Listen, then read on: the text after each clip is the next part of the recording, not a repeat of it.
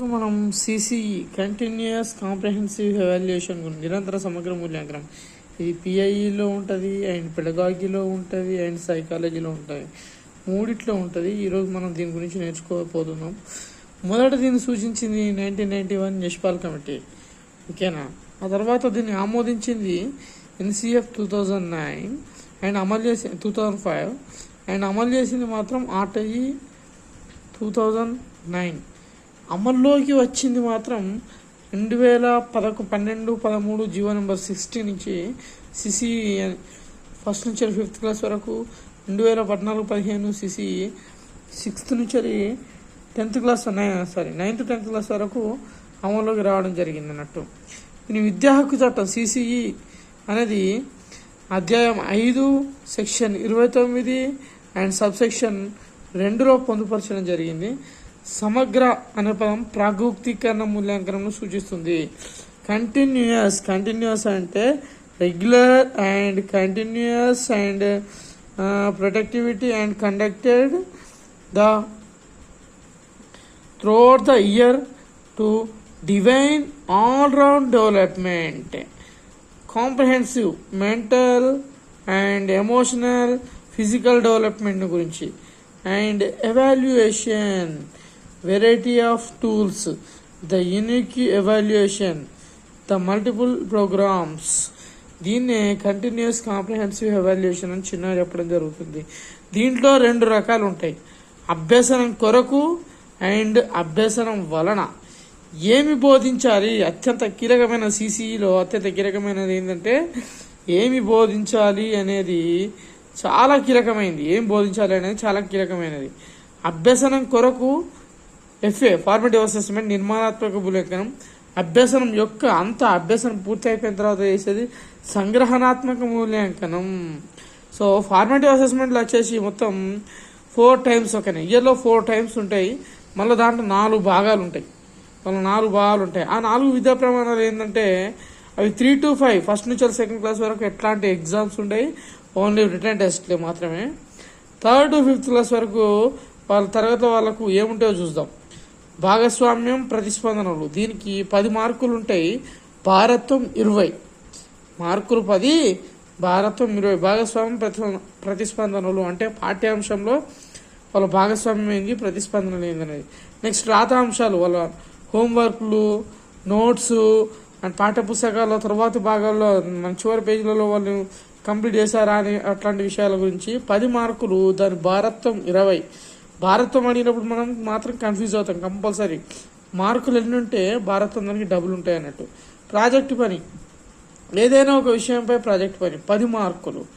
లఘు పరీక్ష, ఇది ఒక చిన్న స్లిప్ టెస్టే కావచ్చు, ఒక యూనిట్ టెస్టే కావచ్చు, ఇట్లా చిన్న దీనికోసం 20 మార్క్స్, భారత్వం 40 మార్కులు, మొత్తం కలిపి 50 మార్కులకు. ఇది అప్ టు 5th క్లాస్ వరకు. ఫార్మేటివ్ అసెస్మెంట్ అభ్యసనం కొరకు 50 మార్కులు, అభ్యసనం యొక్క 50 మార్కులు up to 3 to 5th class వాళ్ళకు, ఓకేనా. అదే 6th to 10th క్లాస్ వాళ్ళకు ఓవరాల్గా 4 ఎగ్జామ్స్ కలిపి వాటిలో బై 4 చేసి 20 మార్క్స్ తీయడం జరుగుతుంది. అది 20 మార్క్స్ తీయడం జరుగుతుంది అన్నట్టు. అది అభ్యసనం కొరకు ఫార్మేటివ్లో, ఓకే. నెక్స్ట్ అభ్యసనం యొక్క 6th to 10th క్లాస్ వరకు 80 మార్క్స్కి ఇవ్వడం జరుగుతుంది. ఇప్పుడు మార్కులు ఇవ్వడం అనేది సరైన పద్ధతి కాదు. సో వాటి గ్రేడింగ్ ఇవ్వడం జరుగుతుంది. 3rd to 5th క్లాస్ వరకు ఒక గ్రేడింగ్ ఉంటుంది, and 8th to 10th class వరకు ఒక గ్రేడింగ్ ఉండడం జరుగుతుంది. 3rd to 5th కన్నా దీన్ని 3rd to 7th అని అనుకోవడము ఉత్తమం అన్నట్టు. మనకి ఎలిమెంటరీ లెవెల్లో 91 to 100 మార్క్స్ వస్తే A+, అండ్ 71 to 90 మార్క్స్ వస్తే A marks A, and 51 to 70 marks వస్తే B+, అండ్ 41 to 50 వస్తే B, అండ్ 0 to 40 వస్తే C. దీంట్లో ఫెయిల్ పాస్ అనేది ఉండడమే జరగదు. 1 మార్క్ వచ్చినా సరే వాడు CA, 40 మార్కులు వచ్చినా సరే వాడికి CA. సో దీన్ని ఏమంటారంటే దీన్ని మూల్యాంకనం అంటారు, మాపనం అనరు, మూల్యాంకనం అంటారు.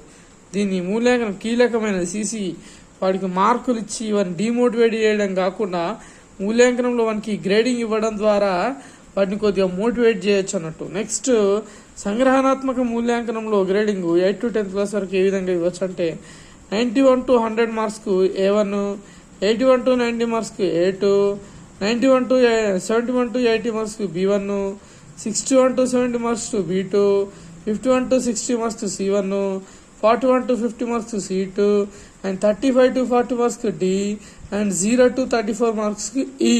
దీంట్లో ఫెయిల్ పాస్ అనే విషయమే ఉండదండి. ముఖ్యంగా కంటిన్యూస్ అండ్ కాంప్రహెన్సివ్ ఎవాల్యుయేషన్లో అత్యంత కీలకమైనవి ఇవే అండి. వీటి నుండి దాటిపోడు, మ్యాక్సిమం వీటి నుండే జరగడం జరుగుతుంది. సమగ్ర అనే పదం ప్రాగుక్తీకరణ మూల్యాంకనం నుంచి రావడం జరిగిందండి. సమగ్ర అనే పదం ప్రాగుక్తీకరణ మూల్యాంకనం నుండి రావడం జరిగింది. దీనికి సంబంధించి ఒక 3-4 ఎక్స్ప్లెనేషన్స్ ఉంటాయి. వాటిని మనం చదువుకుంటే సరిపోతుంది ఎవరెవరు ఏమన్నారని. ఇది పర్స్పెక్టివ్ ఇన్ ఎడ్యుకేషన్లో ఉంటుంది, సైకాలజీలో ఉంటుంది అండ్ మెథడ్స్లో ఉంటాయండి. మూడింట్లో ఉంటుంది. మూడింట్లో తప్పనిసరిగా దీని నుంచి కనీసం ఒక మార్క్ వస్తుంది. కనీసం ఒక మార్కు. నేను డిఎస్సి పర్పస్లో చెప్తున్నా, టెట్ పర్పస్లో కూడా కాదు. టెట్ పర్పస్లో 1 నుండి 2 రావచ్చు. డిఎస్సిలో మాత్రం కనీసం ఒక క్వశ్చన్, కనీసం ఒక క్వశ్చన్ మాత్రం తప్పనిసరిగా వస్తుంది. కాబట్టి నేను క్వశ్చన్ వచ్చేది చేస్తున్నాను. Please do like, subscribe and share. Please మీ యొక్క లైక్ అండ్ షేర్ నాకు కొద్దిగా ఉత్తేజాన్ని ఇస్తుంది. నేను ఇంకా వీడియోని చేయడానికి నాకు హెల్ప్ అవుతుంది. నేను చదువుతూ మీకు హెల్ప్ చేస్తున్నాను, ఓకేనా? ఇది మీకు చదువుకోవడానికి హాఫ్ డే టైం పడుతుంది. అసలు ఈ బేసిక్ పాయింట్స్ ఏంటి, ఇంపార్టెంట్ పాయింట్స్ ఏంటి అని మీకు ఎక్స్ప్లెయిన్ చేయడం ద్వారా మీరు తొందరగా నేర్చుకోగలుగుతారు. కేవలం 7 నిమిషాల్లో మీరు నేర్చుకోగలుగుతారు అన్నట్టు. Thank you friends.